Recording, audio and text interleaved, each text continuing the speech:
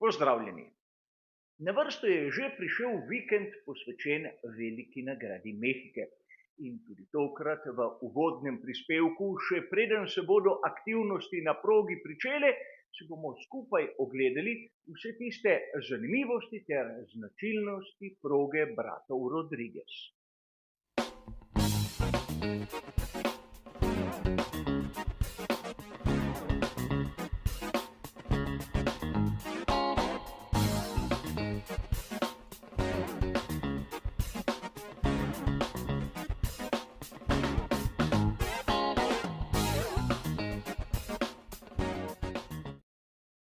Kot že tolikokrat poprej, si bomo tudi tokrat v uvodnem prispevku najprej pogledali zanimivo dirko iz preteklosti, nato se bomo usmerili k samim lastnostim proge v Ciudad de Mexico in na koncu nekaj minut porabili še za vremensko napoved.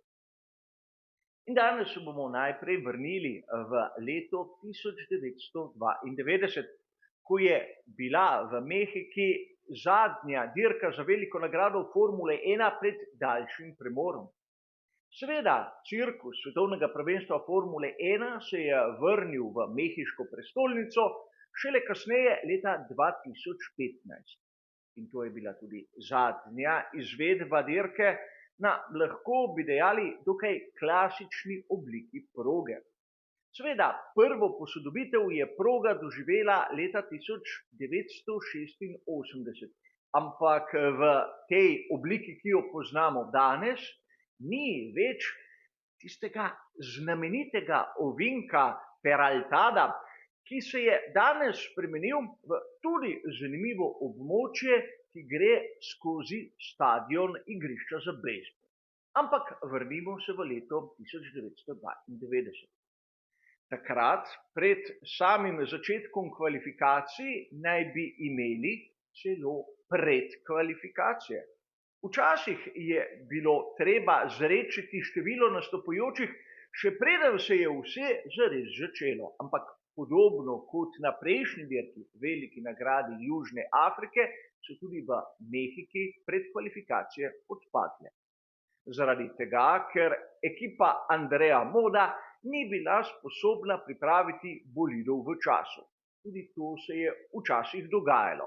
In tako smo videli, da na kvalifikacijah so nastopili vsi, čeprav vsem ni bilo dovoljeno štartati. Nekoč so kvalifikacije bile res kvalifikacije.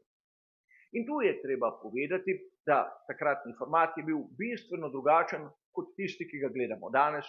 Imeli smo uro v petek, uro v soboto in prav v petek je Ayrton Senna imel malce hujšo nesrečo.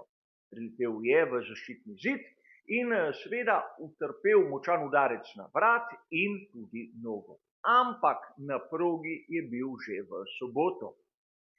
Vsekakor smo videli, da v sezoni 1992 je bila ekipa Williams tista najboljša, namreč verjetno vsi mi navdušenci poznamo Williams F14B.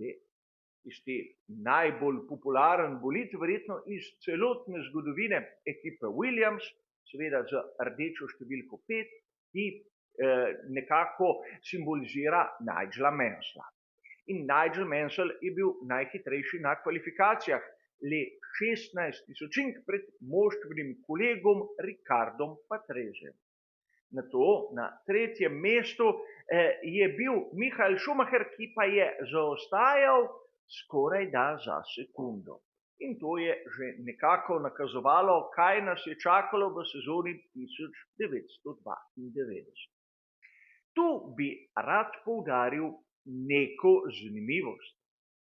Pri ekipi Scuderia Italia, kjer so rabili šasije Dallara in motorje Ferrari, so bili na kvalifikacijah boljši od tistih bolidov, ki so jih pripravili prav pri Scuderiji iz Maranella. Seveda, lahko bi dejali, da v sezoni 1992 Ferrari niso bili konkurenčni, ampak če skušamo malo prevesti v današnje razmere, bilo bi dokaj podobno, če bi v tem trenutku pri ekipi Haas bili na kvalifikacijah z obema bolidoma boljši kot oba Ferrarija. Ampak videli smo v nadaljevanju, da so se zadeve skozi sezono rahlo popravile. No, na sami dirki seveda ni bilo večjih presenečenj. Zmagal je Nigel Mansell pred Ricardom Patresijem, med njima 12 sekund razlike. Na tretjem mestu že prej omenjeni Michael Schumacher, ki pa je zaostal že za 21 sekund. Treba je poudariti, da nekoč razmaki med bolidi in seveda tudi med ekipami so bili bistveno večji od tistega, kar smo navajeni danes. Mnogokrat sem že poudaril, da nikoli v celotni zgodovini Formule 1 ni bila celotna skupina tako zgoščena. In tu v Mehiki leta 1992 je treba poudariti, da je Michael Schumacher prvič stopil na zmagovalni oder. In to je bil praktično samo začetek tistega, kar je pokazal v naslednjih sezonah. In seveda dirka kot taka verjetno ni bila tako zanimiva, ampak zanimivosti ob njej so jo danes uvrstile v naš sam uvodni prispevek. Poglejmo si, kaj nas čaka tokratni vikend. Kot običajno pomagali si bomo s tisto tabelo, ki jo pripravlja Pirelli.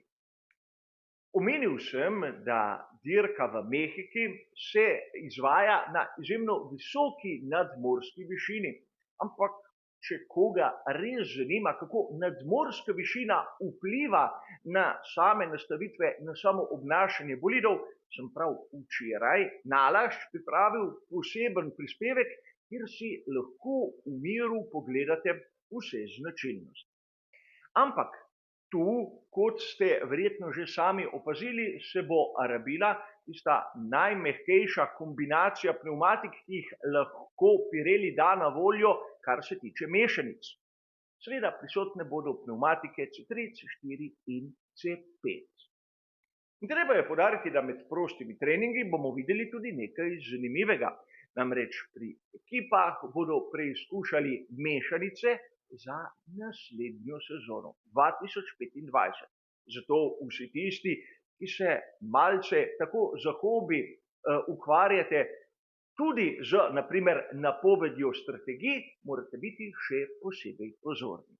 A poglejmo si značilnosti proge. Vrednost 2, torej dokaj nizko imamo tu v Mehiki, kar se tiče tistega mehanskega oprijema, kar se tiče same abrazivnosti asfalta, seveda stresa pnevmatik in bočnih sil.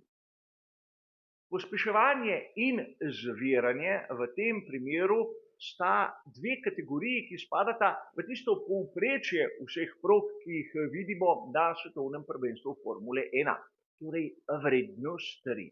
Ampak zanimivo, seveda evolucija same proge ima nekako logično vrednost 5, kajti tu ne vidimo toliko dirk skozi celotno sezono in je asfaltna površina dokaj zamazana in na njej ni toliko plasti tiste gume, ki tako pomaga pri oprijemu, ampak tudi aerodinamični oprijem ima izjemno visoko vrednost.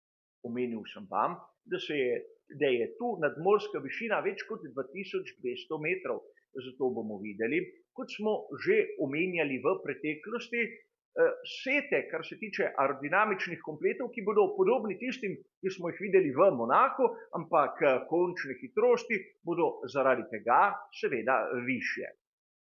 Kot sem že omenil, poseben prispevek okrog nadmorske višine vam razloži vse točno, kako in zakaj. Ampak tu je treba poudariti še neko zanimivo spremembo. Poglejmo si najprej previsne kote. Na prednji osi je ta -3 stopinje, na zadnji osi pa stopinja cela 75. Kar se tiče tlakov, na prednji osi seveda imamo tlak, ki je 23 funtov na kvadratni palec, na zadnji osi pa 21 funtov na kvadratni palec. In kaj je tu tako zanimivega? Nič, če podatkov ne primerjamo s tistimi, ki so jih objavili za sezono 2022 in 2023. Takoj bomo opazili neko malenkost, da so na prednjem paru koles zmanjšali tisti prevesni kot za četrtino stopinje, kar pa konec koncev ni tako bistveno. Bistvene spremembe so se dogodile pri samem tlaku. Na prednjem paru koles so minimalni tlak znižali za polovico funta na kvadratni palec. In to po svoje še ne bi bilo tako zanimivo, če ne bi na zadnjem paru koles minimalni tlak zvišali za polovico funta na kvadratni palec. Torej, najnižji tlak v prednjem paru koles in tistem v zadnjem sta se nekako približala. In tudi zato lahko razumemo, zakaj na tistem grafičnem prikazu, kako bodo trpele pnevmatike skozi celotno veliko nagrado, vidimo, da na tisti pogonski osi bodo imeli v resnici več težav kot spredaj. In to je tudi razlika s tistim, kar smo videli na grafičnih prikazih v prejšnjih 2 sezonah. In kot običajno, če koga zanima, zakaj gledam samo za 2 sezoni za nazaj, ker v sezoni 2022 smo prvič videli to novo tipologijo pnevmatik, ki uporablja 18-palčna latišča. Seveda, kar se tiče teh podatkov, bo seveda vsakemur izmed nas sedaj že jasno, zakaj gre, potrebno bo pogledati še vremensko napoved, ki je podobno kot pri veliki nagradi Združenih držav Amerike močno poenostavljena. Imamo enako napoved za petek, soboto ter nedeljo. Na nebu bomo videli nekaj oblakov, torej delno oblačno, in temperature se bodo gibale med 12 in 22 stopinj Celzija. Torej, lahko bi dejali skorajda idealni pogoji za izvedbo velike nagrade. Šele v torek po dirki je v napovedih manjša količina padavin, tako da se nam kakšnih ploh sploh ni treba bati. Prišli smo seveda k koncu našega uvodnega prispevka. Rad bi vas zopet opozoril, da zaradi večernega dogajanja na sami progi po našem srednjeevropskem času so prispevki zamaknjeni. Uvodni je objavljen v petek zjutraj, nato seveda pred kvalifikacijami v soboto, zadnji briefing v nedeljo in komentar kot običajno v ponedeljek. Tudi tokrat bo tisto naše skupno druženje v nedeljo ob 8, torej uro pred predvidenim štartom dirke. Seveda, po dirki bo precej pozno in tudi tokrat bomo to drugo javljanje v živo preskočili. Upam, da ne bo zamer. Ampak naš uvodni prispevek je tako prišel do konca. Hvala za vašo pozornost in nasvidenje.